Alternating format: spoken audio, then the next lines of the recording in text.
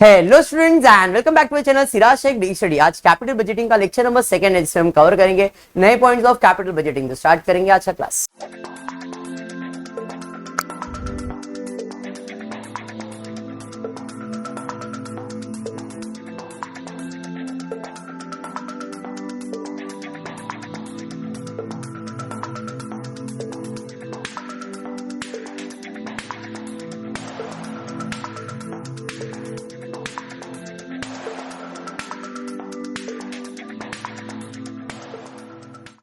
चलिए स्टार्ट करते।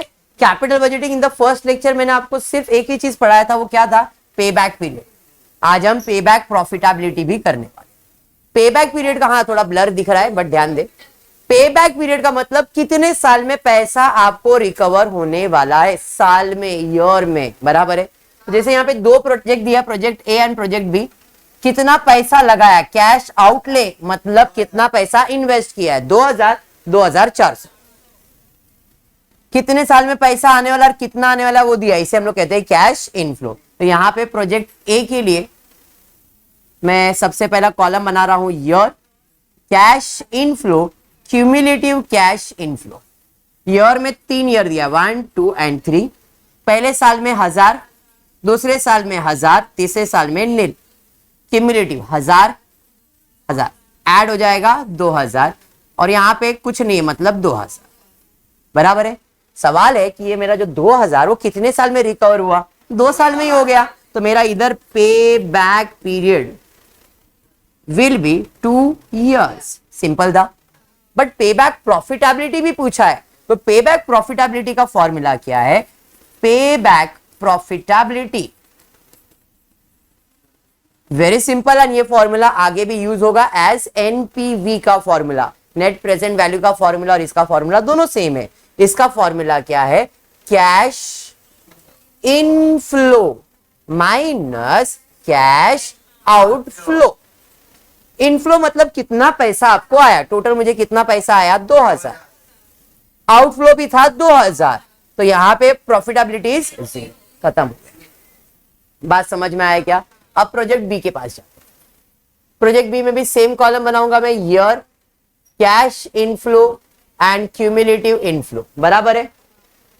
और पहले साल में 1, 2, 3, 800, 2000, क्यूमुलेटिव में 800, 1600, 3600, ठीक है। पेबैक पीरियड फाइंड करना है। पेबैक पीरियड मतलब आपको 2400 कितने साल में रिकवर होगा। तो मुझे यहाँ पे 1600 हुआ और यहाँ पे 3600 आया, तीसरे साल में 3600 आया, तो 2400 जो है वो 1600 और 3600 के बीच में होगा। तो जो मेरा आंसर होगा वो 2 और 3 साल के बीच में होगा। 2 साल तो होगा बट 3 साल होगा क्या? नहीं। तो पे बैक पीरियड का फॉर्मूला क्या है? पे बैक पीरियड का फॉर्मूला है ईयर प्लस कितना पैसा चाहिए, कितना पैसा चाहिए, कैश रिक्वायर्ड बोल सकते हैं आप इसे, अपॉन कैश इनफ्लो इनटू 12, ऐसा आप कह सकते हो। तो मुझे अब तक 2 साल में कितना पैसा मिल गया है? 2 साल में मुझे 1600 रुपया मिल चुका है, बराबर है। ईयर 2 प्लस मुझे कैश अब रिसीव कितना करना है, टोटल पैसा था 2400, अब तक मिला है 1600, तो और कितना रिक्वायर्ड है? 800। कैसे? तो 2400 माइनस 1600, तो मुझे कितना पैसा चाहिए? 800, तो कैश रिक्वायर्ड रहेगा 800, बराबर है। एक्चुअल में कितना पैसा रिसीव, कैश इनफ्लो कितना आया है? 2000। जब भी ऐसा रहेगा तो ये 2 बॉक्स बना देने, बराबर है। सेकेंड ईयर का पैसा आ चुका है, थर्ड ईयर में कितना आया वो कैश इनफ्लो यहां पे लिखेंगे, कितना है? 2000 इंटू 12, 2 प्लस करो 4.8। अभी 4.8 मतलब 2 + 4 नहीं होने वाला है, 2 years है, और ये जो आया ये मंथ्स में आया है। तो आप क्या कहोगे? कैश इनफ्लो यानी कि पेबैक पीरियड कितना है? 2 years 4 months 8 days, या तो फिर डायरेक्टली 2.48 years। समझ में आया? क्योंकि ये जो वैल्यू है पॉइंट के बाद ऐड होगा, 2 के बाद ऐड होगा, तो ये 2.48 हो जाएगा। 2 year 4 month 8 days, ओके। ये हो गया पे बैक पीरियड। अब प्रॉफिटेबिलिटी फाइंड करना है, तो पे बैक प्रॉफिटेबिलिटी का फॉर्मूला कैश इनफ्लो कैश हो। कैश इनफ्लो कितना 3600, आउटफ्लो कितना 2400, टोटल 1200, खत्म। पे बैक पीरियड समझ में आ गया, पे बैक प्रॉफिटेबिलिटी समझ में आया। फर्स्ट लेक्चर में हमने पे बैक पीरियड के सम सॉल्व किए थे, आज पे बैक और प्रॉफिटेबिलिटी सॉल्व किया। Any doubt? सबको क्लियर है यहां तक? प्रश्न बढ़ते आगे नेक्स्ट कंसेप्ट की तरफ देखते हैं। नेक्स्ट कंसेप्ट क्या है? तो अभी जो कंसेप्ट है वो है average rate of return, ARR, average rate of return. जो वो बोल रहा है वही उसका आंसर भी है, एवरेज। एवरेज निकालना है। रेट ऑफ रिटर्न, रेट यानी कि परसेंटेज, किस चीज का? कमाने का, रिटर्न्स का। मतलब क्या है यहां पे जानवी? हमको कितना कमाया है उसका परसेंटेज निकालना है। जैसे कि अगर मैंने 1 लाख रुपया इन्वेस्ट किया, उसमें मैंने 20,000 कमाया, तो आई कैन से मैंने 20% कमाया, हाँ या नहीं? तो एवरेज रेट ऑफ रिटर्न का मतलब है कितना कमाया अपॉन कितना इन्वेस्ट किया। फॉर्मूला ही वही है। एवरेज रेट ऑफ रिटर्न का फॉर्मूला क्या है? Average profit upon average investment into 100। तो ARR का फॉर्मूला समझ में आया? Average profit upon average investment into 100। कितना कमाया अपॉन कितना इन्वेस्ट किया इनटू 100। जन वी डन? अब कितना कमाया क्वेश्चन में दिया है नहीं? कितना इन्वेस्ट किया वो भी दिया है, बराबर है। क्वेश्चन में थोड़ा करेक्शन था इसलिए मैंने ये पहले से ड्रॉ करके दिया। एस्टिमेटेड लाइफ प्रॉपर्टी का 5 साल है। Estimated salvage value 3000, working capital 5000, 6000 और बाकी आपको प्रॉफिट दिया है। कहा गया कि डेप्रिसिएशन जो चार्ज होता है वो स्ट्रेट लाइन मेथड से होता है, ठीक है, उसको बाद में देख लेंगे। यहां तक क्लियर है? तो अब मुझे ARR फाइंड करना है। तो ARR फाइंड करने के लिए सबसे पहला मैं फाइंड करूंगा एवरेज प्रॉफिट मशीन ए के लिए। मशीन ए, एवरेज प्रॉफिट, एवरेज प्रॉफिट का फॉर्मूला है total profit upon number of years. अब इस क्वेश्चन में अपने को देखो कितने साल का प्रॉफिट दिया है, 5 साल का प्रॉफिट दिया है और इसका टोटल दे दिया है। दोनों में सेम है, दोनों का प्रॉफिट ऑलमोस्ट सेम है, अलग अलग अमाउंट है बट टोटल करके आप चेक करना, दोनों का प्रॉफिट सेम रहेगा।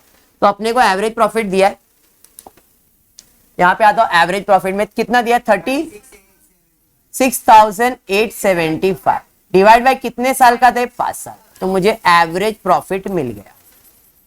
कितना भाई एवरेज प्रॉफिट? देखो 7,375। टू बी क्लियर, यहां पे जो प्रॉफिट चाहिए वो profit after tax after depreciation चाहिए, और क्वेश्चन में आपको वैसा ही लिख के दिया था, देख लो, average estimated income after depreciation and tax.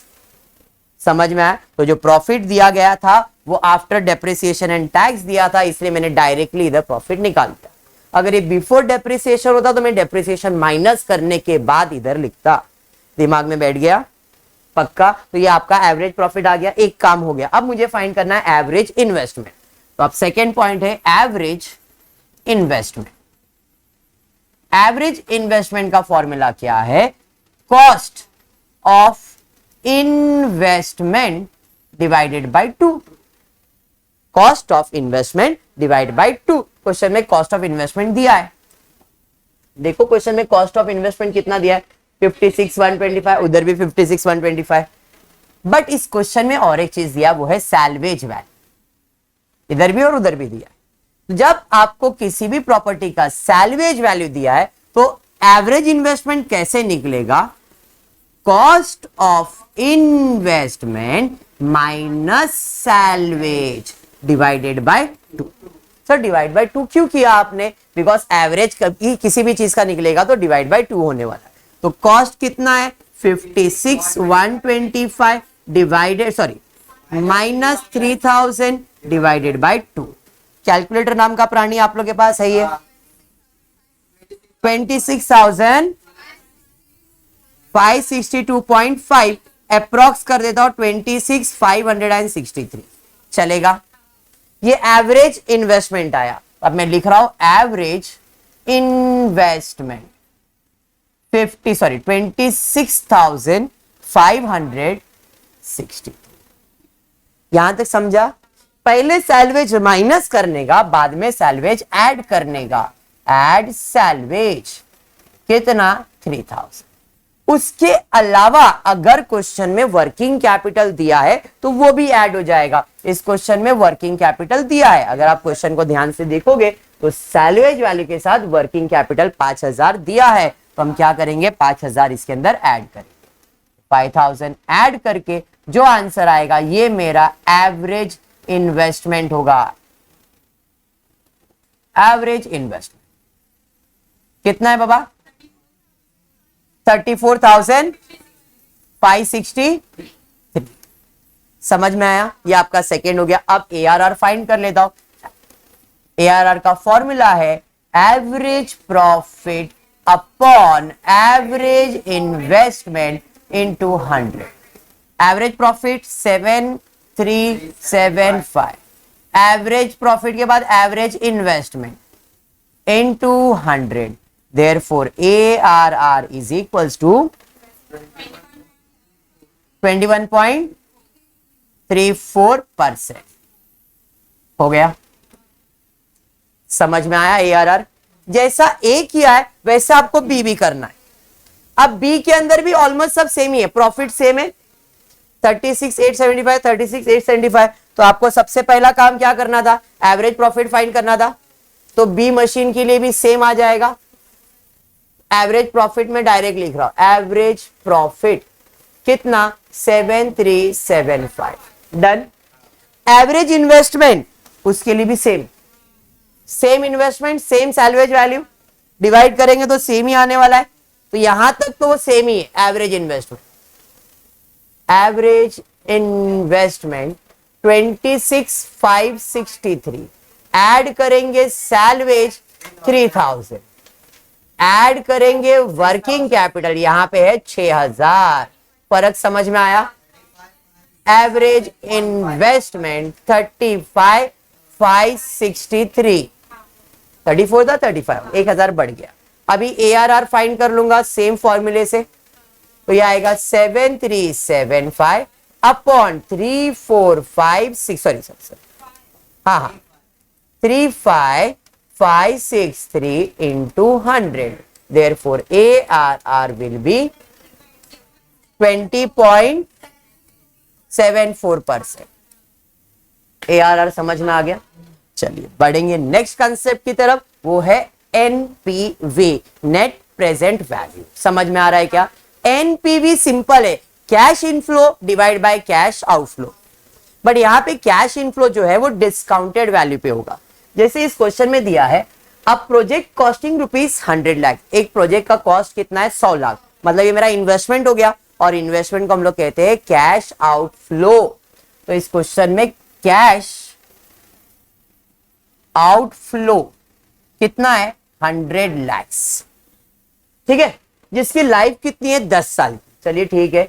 Eight the end of which its scrap value is likely to be 10 lakh. Scrap value दिया है, या तो सैलवेज बोल सकते हैं आप इसे, सैलवेज वैल्यू या तो स्क्रैप वैल्यू। कितना दिया है? 10 लाख। 100 लाख, 10 लाख। आगे, the firm cut off rate is 12%। अभी कट ऑफ रेट क्या होता है? कंपनी अपने प्रॉपर्टी को कितना यूज करती है ना, उसके हिसाब से उसका वैल्यू लगाती है। तो इधर उसने बोला है कि हर ₹1 के हिसाब से कितना वैल्यू बढ़ने वाला है? 12%। इसे रेट ऑफ डिस्काउंट भी कहते हैं, या तो प्रेजेंट वैल्यू ऑफ ₹1 कहते हैं। आज ₹1 का वैल्यू मेरे हिसाब से कितना है? तो 12% है। ₹1 का 12%, वो मेरे प्रॉपर्टी का कीमत है। उतना मैं उसे यूज करता हूं तो उतना मैं उसे कम कर सकता हूं। बात समझ में आया? नहीं सर नहीं समझ में आया। नहीं समझ में आया तो देखो यहां पे क्या दिया, the project expected to yield annual cash flow. मतलब ये प्रोजेक्ट में कितना पैसा आने वाला है? कितने साल तक पैसा आएगा? क्योंकि प्रॉपर्टी का वैल्यू 10 साल है, तो 10 साल तक कैश इनफ्लो कितना आएगा? 19 लाख, 19 लाख, 19 लाख। तो क्या ये हर साल 19 लाख का वैल्यू 19 लाख ही रहेगा क्या? आज जो चीज तुम ₹1 में खरीद रहे हो सकता है 1 साल के बाद उसका ₹2 वैल्यू हो जाए, या तो फिर 8 आना हो जाए। बढ़ भी सकता है, कम भी हो सकता है ना। 90% तो बढ़ने वाला ही है, 10% चांसेस ही कम होगा। तो बढ़ेगा या कम होएगा वो कितना, तो उसने बोला है कट ऑफ परसेंट कितना है, 12%। समझ में आया? इसलिए उसने आगे बोला है at the rate 12% per annum, present value for 1 rupee receive annually for 10 years will be 5650, नहीं यहां पे 5.650। अब ये मैं कैसे कैलकुलेट करूंगा, कैलकुलेटर अगर देंगे तो मैं आपको बता, एक फॉर्मूला है कि आपको आपके प्रेजेंट वैल्यू कैसे कैलकुलेट करना है। तो प्रेजेंट वैल्यू फाइंड करने का फॉर्मूला है 1/1 प्लस R अपॉन 100। अब यहां पे कितना परसेंट बोला, 12%, तो यहां पे मैं लिखता हूं 1/1 प्लस 12/100, 1/1 प्लस 0.12 विच इज 1.12। अब जरा कैलकुलेटर पे, अगर मेरा कैश इनफ्लो कांस्टेंट नहीं होता, इधर तो कांस्टेंट है 19 लाख 19 लाख 19 लाख हर साल है, अगर मेरा कैश इनफ्लो पैसा जो है 19 लाख ये कांस्टेंट नहीं होता तो मैं नॉर्मल कैलकुलेट करता 1 डिवाइडेड बाय 1.12 इक्वल्स करता, मुझे आंसर आ गया 0.89, जो भी आया है वो एक साल का वैल्यू है। फिर इक्वल टू प्रेस करूंगा दूसरे साल का, इक्वल टू प्रेस करूंगा तीसरे साल का, इक्वल टू प्रेस करूंगा चौथे साल का, ऐसे हर साल पैसे का कीमत बढ़ेगा। मतलब 1 रुपए का प्रेजेंट में एक साल में वैल्यू कितना है, 0.89, मतलब ऑलमोस्ट 90 पैसा मिलेगा 12% के हिसाब से। 1 रुपए का वैल्यू कितना हो जाएगा, 90 पैसा हो जाएगा 12% के रेट के हिसाब से। समझ में आया? इक्वल टू प्रेस करते जाओगे हर साल उसका कीमत बदलते जाएगा, नॉर्मली कम ही होने वाला है। ये समझा मैंने क्या कहा? हाँ। अब यहां पे जो वैल्यू दिया है ना वो क्यूमुलेटिव दिया है, 10 साल का वैल्यू दिया है। वो आप कैलकुलेट कैसे करोगे, ये पहले साल का वैल्यू आया, m प्लस कर देना, मेमोरी में इसे स्टोर कर देना, m प्लस कर दिया, ये पहले साल का था। अब फिर से इक्वल टू का बटन दबाओ, कुछ नया वैल्यू आया, ये सेकेंड ईयर का आया, इसे भी मेमोरी में प्लस कर दो, 2 साल हो गया। फिर इक्वल टू दबाओ, फिर कुछ वैल्यू आया, मेमोरी में प्लस कर दो, 2 साल हो गया, सॉरी 3 साल हो गया, 4 साल हो गया, 5 साल हो गया, 6 साल हो गया, 7 साल हो गया, 8 साल हो गया, 9 साल हो गया, 10 साल हो गया। कर दिया। एमआरसी का बटन दबाओगे तो देखो आपको एक नंबर दिखेगा 5.650।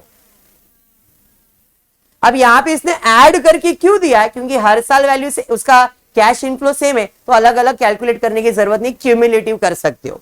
जब कैश इनफ्लो कॉमन रहेगा तो आप डायरेक्टली क्यूमुलेटिव से मल्टीप्लाई कर सकते हो, लेकिन अलग अलग रहेगा तो जितने साल का अलग अलग वैल्यू उतने साल का वैल्यू लिखना पड़ता है आपने। अभी ये शायद थोड़ा बाउंसर जैसा लगेगा क्योंकि इसके बाद में और क्लियर हो जाएगा। अभी मैंने आपको सिंपल वे में क्या बताया, 10 साल का वैल्यू है तो 10 साल का वैल्यू तुमको मालूम, ठीक है, क्लियर। अब इसे सॉल्व कर रहा हूं, जरा ध्यान देना। पहला मैं लिखूंगा ईयर, अब मैं 10 साल नहीं लिखूंगा, डायरेक्टली 1 to 10 years।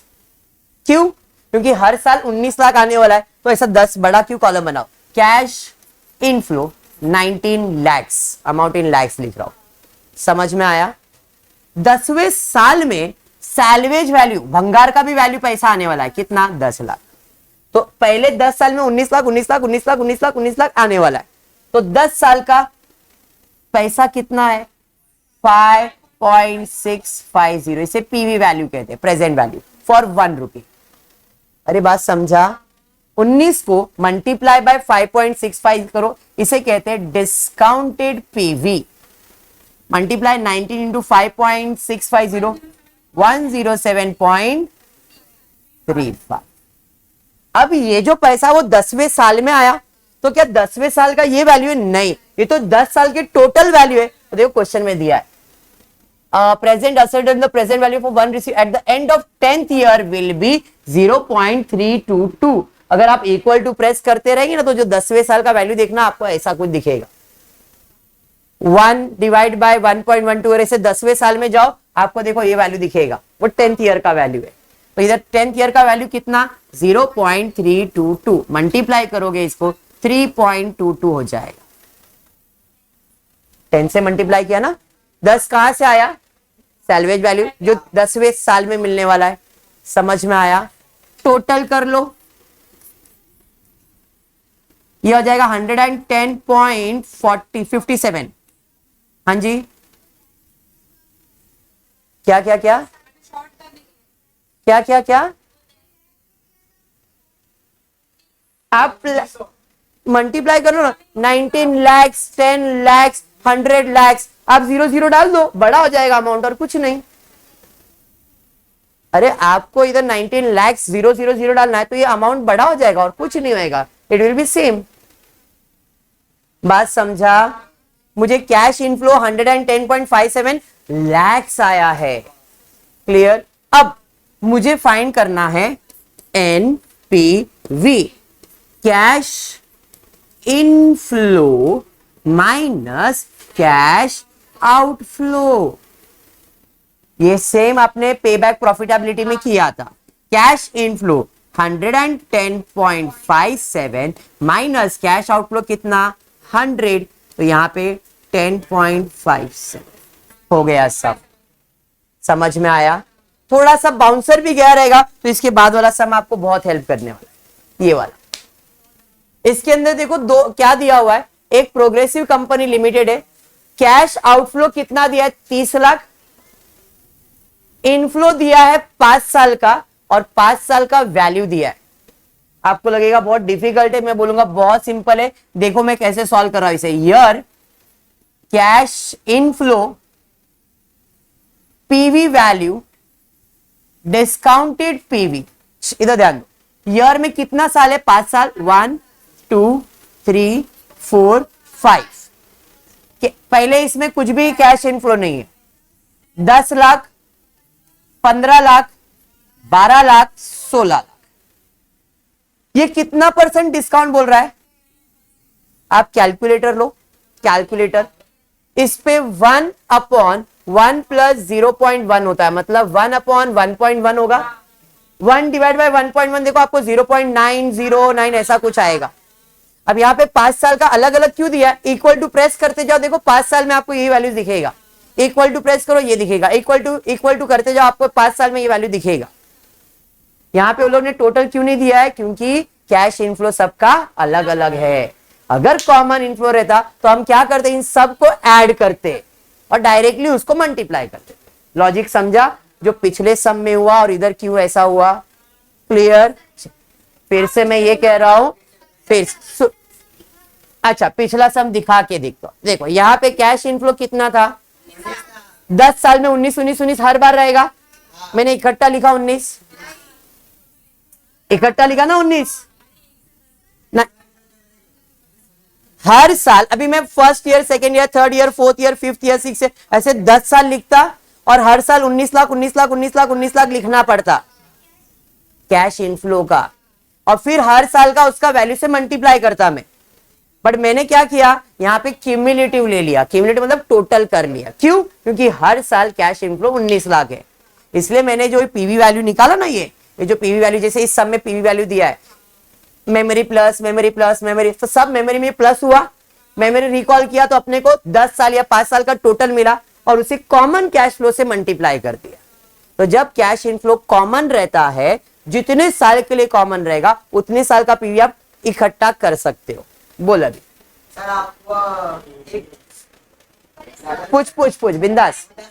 इसलिए आपने वो लिया। हाँ हाँ हाँ, अगर 10 साल का दिया है लेकिन अलग अलग, ये है ना अलग अलग वाला, ये देख अलग अलग अलग है सबका, तो अपने को सबको अलग अलग सॉल्व करने का। कॉमन है तो क्रॉस टोटल कर सकते हो, लेकिन अलग अलग है तो सबको अलग अलग मल्टीप्लाई करना। बैठा दिमाग में? डाउट नॉर्मल है, आना ही चाहिए था ये। बोल अभी तूने कैलकुलेटर पे क्या की बेटा? दे कैलकुलेटर, कितना परसेंट? मैंने क्या बताया? 1 डिवाइड बाय 1.1, 1 डिवाइड बाय 1.1, देखो 0 पॉइंट आया पहले साल, फिर इक्वल टू, इसको मेमोरी में प्लस नहीं करना है क्योंकि अलग अलग है। इक्वल टू प्रेस करते दो, हर साल का आएगा। अब वो 10%, 20%, 25% कितना भी होने दो, फॉर्मूला यही लगाना है। जितना परसेंट रिटर्न है उतने से आपको डिवाइड करके वैल्यूज मिलते जाएगा। हाँ जी हाँ जी, बराबर। तो इधर डिस्काउंटेड वैल्यू में लिख लेता हूं। पहले साल में 0.91, 0.83, 75। समझ में आया? कोई भंगार सैल्वेज वैल्यू कुछ है क्या? नहीं, बराबर। तो इधर तो 0 हो जाएगा, इधर 8.3 हो जाएगा, इधर मल्टीप्लाई करो 11.25, 12 इंटू 0.68,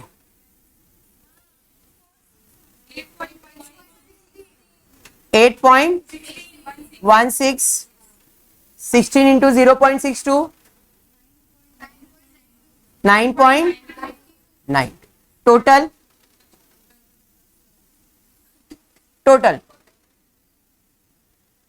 जल्दी से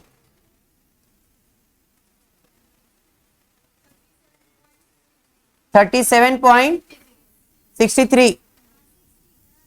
तो ये जो आया इसे मैं कहता हूं डिस्काउंटेड कैश इनफ्लो। मुझे क्या फाइंड करने बोला है? Net present value. तो एनपीवी का फॉर्मूला आपको मालूम है, cash inflow minus cash outflow. Outflow कितना था? 30,000। तो कैश इनफ्लो है 37.63, आउटफ्लो है 30, आंसर 7.63। खत्म हो गया सम। अभी समझा? क्लियर? और एक सम ले लेते, देखो लास्ट सम, एक सम और। ईयर दिया है प्रोजेक्ट एक्स और वाई, इन्वेस्टमेंट दिया हुआ है, 5 साल का कैश इनफ्लो दिया है, और ये कितना परसेंट बोला यहां पे? 14%। अब देखो यहां पे भी 14% का अलग अलग वैल्यू दिया है। क्यों? बिकॉज कैश इनफ्लो अलग अलग है। एक्स करूंगा, वाई आपको असाइनमेंट देने वाला। जरा ध्यान से एक्स करते। हाँ, वही कर रहा हूं। यहां पे आ रहा हूं, पहला year, cash inflow, PV value, discounted PV, बराबर है ईयर में 1, 2, 3, 4, 5। देख लेते कितना है? 60, 40, 40, 35, 40, बराबर है। पहले ईयर में 60,000, 40,000, 40,000, 35,000, 40। देखो यहाँ पे कैश इनफ्लो वेरियस है, अलग अलग है, तो अपने को हर साल का पीवी कैलकुलेट करना पड़ेगा। अगर आपको क्रॉस चेक करना ये राइट है रॉन्ग, तो मैंने क्या बताया? 1 डिवाइड बाय 1.14 करके देखो, 1 डिवाइड बाय 1.14 करके देखो, इक्वल्स टू 0.88 आ रहा है, इक्वल्स टू 0.77, 6859, सब 5 साल में वो वैल्यू आएगा। टोटल क्यों नहीं किया हमने? क्योंकि कैश इनफ्लो अलग अलग है। कोई भंगार वैल्यू कुछ दिया है क्या? देखो नहीं दिया, बराबर।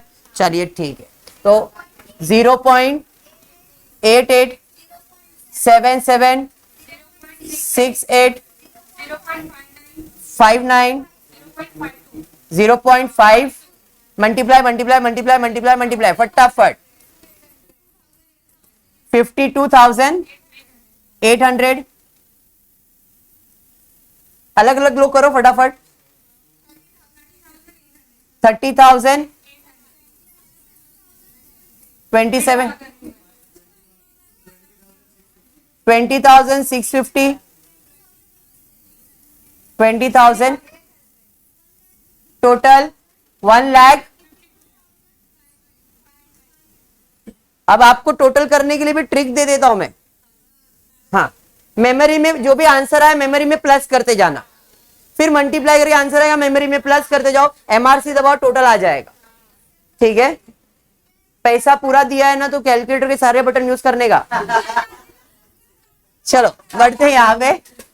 1,52,520 माइनस, जरा देखो इस प्रोजेक्ट का कैश आउटफ्लो कितना है? 2 लाख।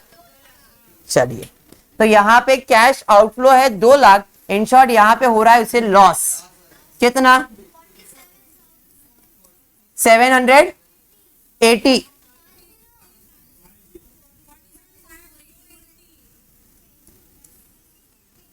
हाँ, 47,000। जैसा मैंने इस प्रोजेक्ट को किया एक्स को, वैसा आपको वाई को करना है। कैश इनफ्लो सबका मालूम है, इसका आउटफ्लो कितना है? 1 lakh. Same to same solve करोगे। इनफ्लो पीवी सेम रहेगा, इसका टोटल इसमें से माइनस करोगे, इनफ्लो माइनस आउटफ्लो, एनपीवी आएगा। ये आपका असाइनमेंट है। क्लियर है क्या? पक्का? तो ईयर भी complete up with capital budgeting. और भी सम्स है, ऐसा नहीं बोल रहा हूं, अभी प्रैक्टिस जो आपका कंसेप्ट है, payback period, payback profitability, average rate of return, NPV, ये आपके लिए इंपॉर्टेंट था। होपफुली आपको वीडियो पसंद आ रहेगा, तो प्लीज वीडियो को लाइक कर देना, फ्रेंड्स ग्रुप में शेयर करना और चैनल को सब्सक्राइब करना। Thank you for watching the video.